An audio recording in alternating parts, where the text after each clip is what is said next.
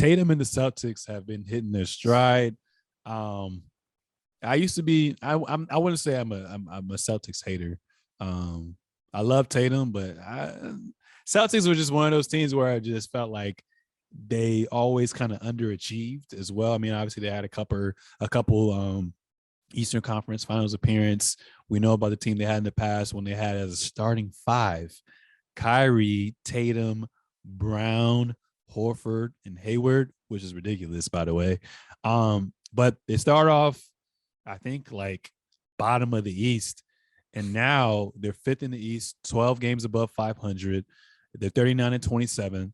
They're top 5 in points allowed, top 5 in rebounding, top 5 in point differential, top 5 in blocks. They have a great coach who you can argue, but he probably won't get it because of the turnaround. Coach of the year, Ime Udoka, ex-Spurs. Shout out to my Spurs. And they have a lot of depth with their two-way players in Jayson Tatum, Jaylen Brown.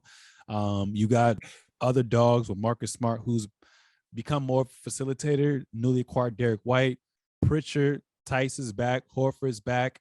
They got Williams, who's playing extremely well, and then Grant Williams as well, too. So they have everything they need to compete as well, too. And what I like about them is they, since I don't have, Kawhi and PG to root for, this is the closest thing as far as the Eastern Conference version of those two-way players right there. But what are your thoughts on the Celtics and Tatum hitting their stride right now, and how dominant do you think they can be moving forward?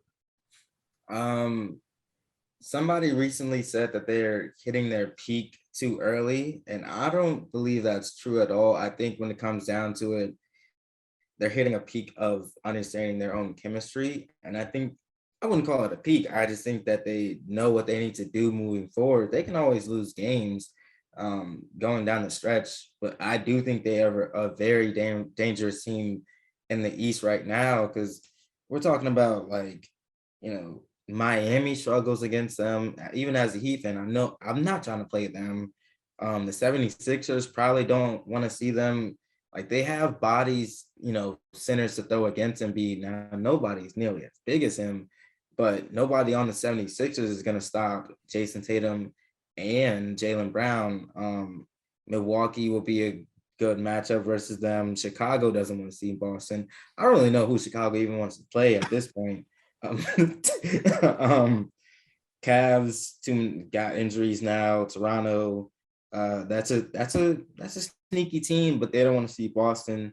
They match up really well with length and stuff like that. But Boston, like you said, they're really an underachieving team, and that's the part of it where it's kind of like the Raptors with DeMar DeRozan and Kyle Lowry when they were on that team, where it was like, all right, we see you guys are so good, not only on offense, defensively, and down the stretch, you're one of those teams like, all right, your star player is going to have the ball in their hands and they're going to hit clutch shots, but you're not going to win the big games. Someone's going to fold.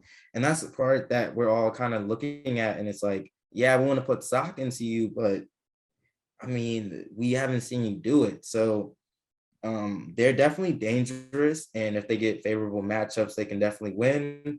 But at the same time, they've imploded plenty of times. And who knows if they implode this time, this could be the end of that whole, I mean, it's not a dynasty, but I mean, I wouldn't break it up. I haven't watched the JJ Redick and Tatum interview yet. I've been watching the Draymond one, the other ones, but he did mention why him and Brown are good together. I assume it was all good things since they posted it.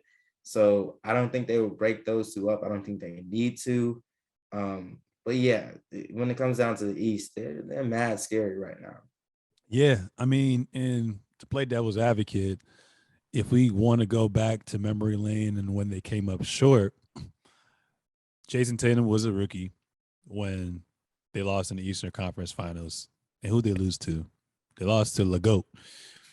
Next year after that, Kyrie comes back. It's like I said, it don't matter how much talent you got on your team. If you don't got chemistry, you don't got chemistry. You have contracts coming up. You have players who had success the year before. And you have two all-stars and Kyrie Irving and Gordon Hayward coming back and getting reinserted into the lineup, now you're asking these guys who have reached basically to them, which would be a mountaintop this early in their career, to take a back seat. That's not going to fare out well. And I think the next year, I want to say, I think that's the same year of the bubble, right? And Gordon Hayward was coming back, and the Heat just were clicking. They were just clicking. And then last year, Jaylen Brown hamstring. So they've kind of come up short, and there's reasons behind that.